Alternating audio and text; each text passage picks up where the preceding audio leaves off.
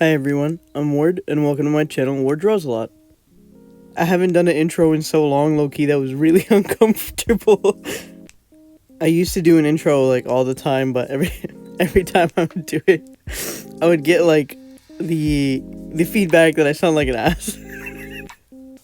So, as a result, we're gonna bring back an intro, but we're just gonna do it a little differently from what I used to.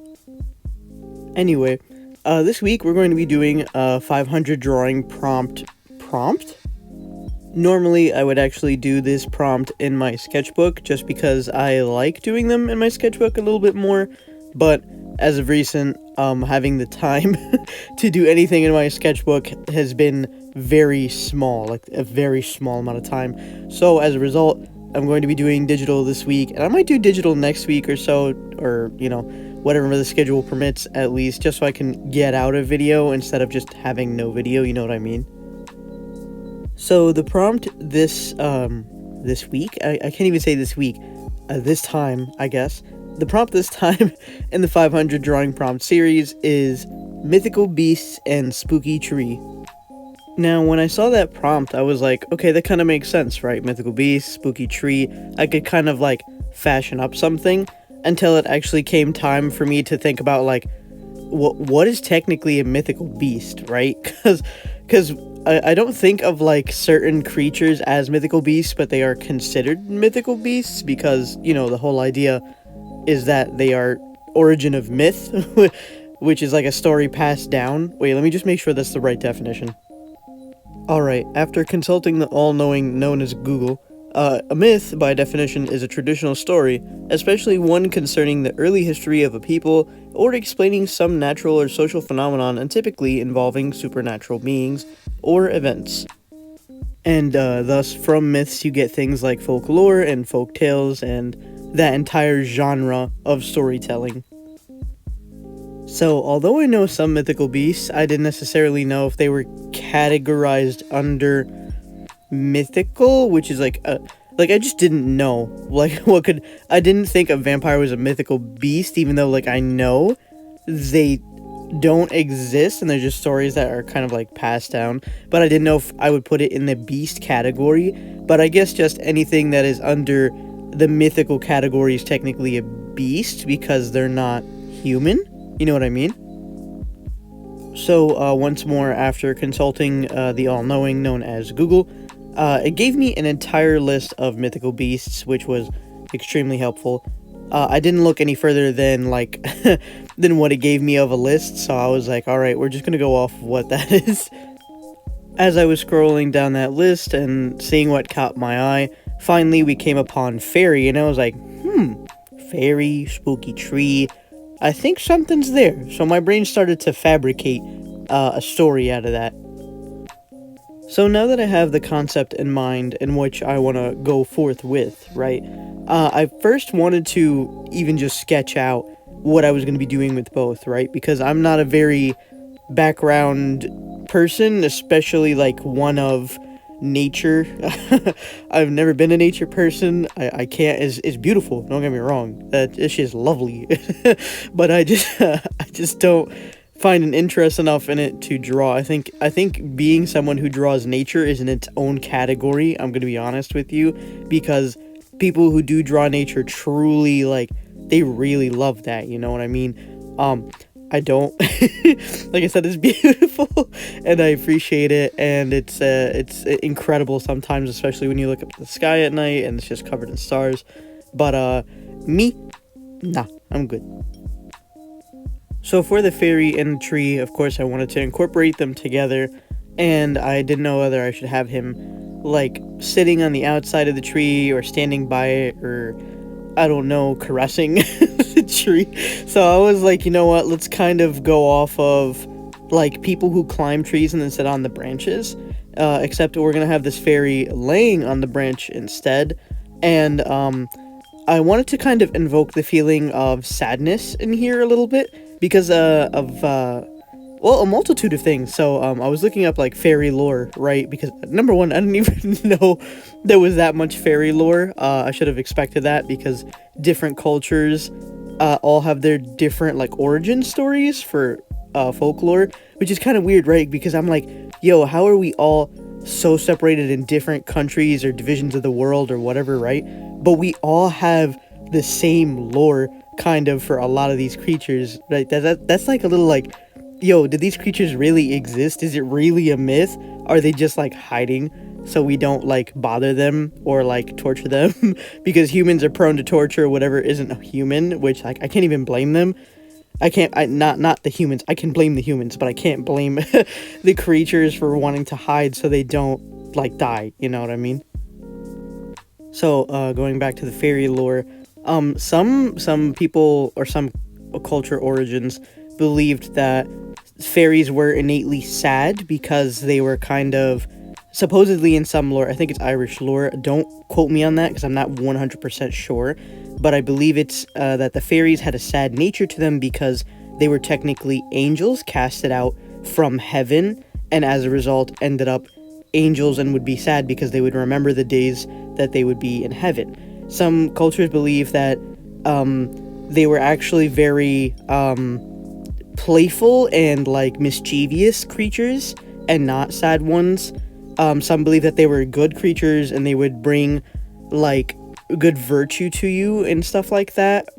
Like the benefit of some fairies would be that they could do your chores while you're asleep and you would hope that they would have them done in the morning, or like they would bring good things to you or stuff like that.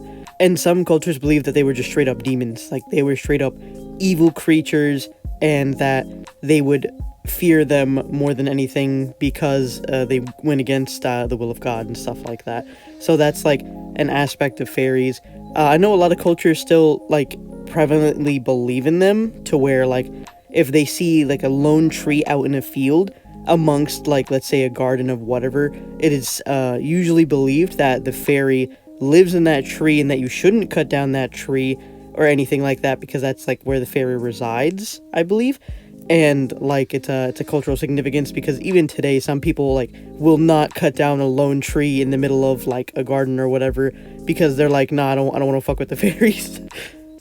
That's also like that's crazy, right? Because we have these myths that we don't even know where that they're like real, and we'll have people completely follow these traditions based off of these myths because we don't know if like the myth is true, or people do believe the myth is true, and that's why they don't, you know, like fuck with whatever like exists in that realm, like cutting down a tree that's in a lone field, or like some people like don't go out at night and go by the trees, because I know in some cultures it's believed that there are spirits that live in trees and stuff like that, so you shouldn't go out at night because the spirits travel between the trees. It's like so cool, but it's crazy too at the same time, because like there's so many things that have been implemented from tradition because of myths, and it's like it's not just a singular area or culture or like anything like that that kind of follows these rules. Like some people don't look at ponds of water because they believe that there are spirits trapped at the bottom of the water, and that if you look into the water, maybe your spirit will become trapped one day and stuff like that. Like that's like insane, right? Because like people will actually not look at the bottom of lakes or waters or wells or something like that because of that reason. So I think that like that's really cool that something like a story wow, my voice is dying. That something like a story can have such an effect on an entire group of people, you know? I'll tell you what though, like, yo, my voice, bro. What the hell is going on? As I was saying before, my body rudely interrupted me.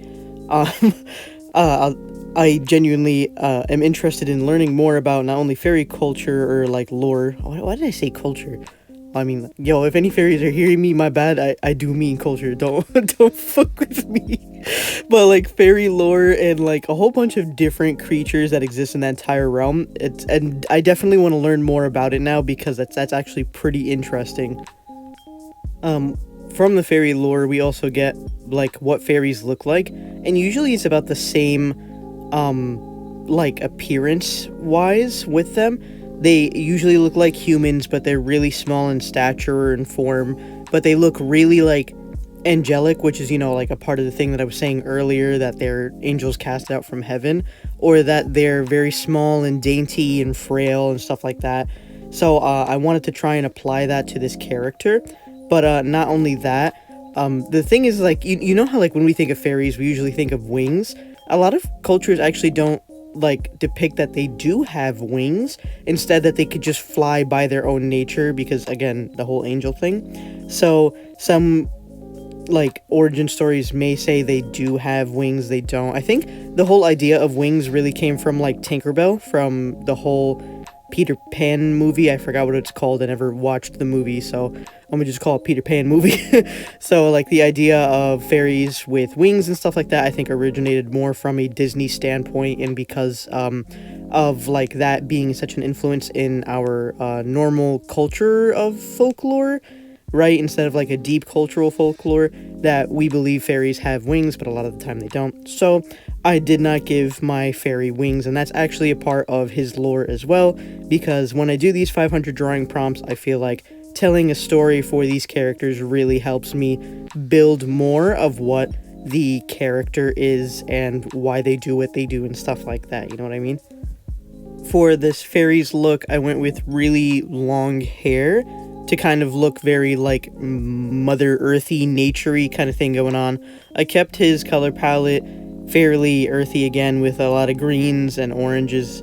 I did give him a bluish eye color. I did take advantage of the blonde hair, like, blue eye thing, because I never really draw characters, I think, with blonde hair, blue eyes. I usually keep their hair pretty darkly colored or some kind of other color involved. Sometimes I think I do the blonde hair, but, like, not, like, out of instinct. It's like I have to convince myself, like, hey, let's give them blonde hair. I don't know why, but I guess it's just what I like more.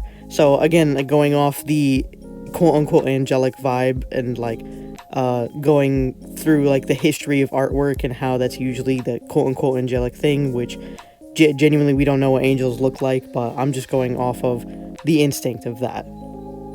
So, now that I've described what he looks like and, like, the lore and stuff like that, now I can tell you the story of this character, which is named Fae, F-A-E. Fae's name is a play on the word fairies, which is spelled differently in different lore and different texts, so I thought that that name would be very suiting for him. In the world in which Fae resides, there are many different fairies with many different capabilities. All fairies are born with a gift. Usually it's kind of similar due to genetic dominance, so a lot of them can talk to creatures of the forest, right? But not a lot of them can talk to the forest itself. It's strange to think that fairies wouldn't be one with the trees and the bushes and the roses, but they aren't. Instead, they have this innate ability to want to protect Mother Earth and whatever resides in it, because this is their home. But then we have Fae. Fae was born with this ability to speak to the trees. Not only the trees, the bushes, the flowers, things that normally wouldn't have a word to say, but he can understand everything that they're going through. Fae noticed this from when he was a child, and so did his family. In fact, they found it strange, odd that he could do something like this. So as a result, they weren't very comfortable with him, because he would end up telling the fairies what the things around him were feeling, and what they were saying to each other about different fairies, and how some of them didn't care as much for their environment, or how some of them were mean to the environment around them. So, as a result, he was kind of casted off from his family. Although Fae was casted off and kind of left alone, he was never actually alone, because there were so many different leaves that could speak to him, or different trees, roses, daisies, sunflowers, everything that he would walk by, he could communicate with. So he was never actually feeling lonely. Of course, nature would have to want to talk to him too.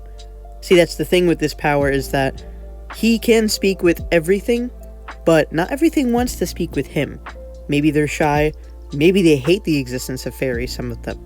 Maybe they're quiet, and they've just been so used to no one hearing them that they don't want to talk anymore. So, as Fae does, he roams the lands. Everywhere he goes, some things will talk to him, some things won't, but he never minds if they do or don't. Mainly because it's just what he loves to do. One thing about fairies is that at a certain age, they get to pick a tree. The tree will hold not only the fairy, but everything that comes with the fairy. Their emotions, their love, their life, things that happen to them become one with a tree. As Faye was roaming the lands one day, he came across this very big tree. One that looks desolate and empty in the middle of nowhere, and all you could see are blades of grass for miles and miles and miles along. This tree did not look happy. In fact, it looked like it had given up on itself. Things like taking in water seemed like a chore for it, or being in the existence of everything else that is so far away from it had taken such a toll on it. Faye noticed this right away and could feel nothing but the aura of sadness that wrapped around this tree. So as Faye does, he goes up to the tree. He says, "Oh great tree, why do you look so gloomy? What is there missing within you?" The tree does not respond. In fact, it almost exudes an aura of, "Stay away from me, leave me be." And that's exactly what Faye does the first day. He goes back home, only to toss and turn, thinking about the tree. He was so concerned with the tree's sadness that as soon as day broke, he went back to the tree, and he asks again, "Oh great tree, why do you look so gloomy? What is there missing within you?" And once more, there is no response. And this hurt Faye. This hurt Faye that this tree didn't want to open up and talk about what was wrong, why it looked like it was dying, like it was so sad. So every day, Faye would come back and ask the same question, over and over and over again, until finally one day the tree asks, "Why does a fairy such as yourself concern your being with me?" Faye begins to tell him, "I am a fairy who can feel nature, one who understands the worries, the needs, the loves, and the sadness of all around me. And I can feel your sadness that is so strong, in which I cannot sleep, I cannot bear to eat. Everything around me seems dull because I can't get an answer from something that I care for." The tree proceeds to say that in over 200 years, he has not heard a single word from a fairy. Not one from afar, not one from close. Nothing. All he's heard is the thoughts that he's had with him for so long. "I used to be full of flowers, so many that you could not count, and each one would have a petal, and each one would speak, and all you would hear are conversations, words of praise, of love, of happiness to each other. That was when the fairies were close to me, when they lived inside me, because I was the only tree around. It wasn't until they decided to separate themselves from me and look for new homes that I began to become emptier and emptier, till I had nothing, not one fairy inside of me.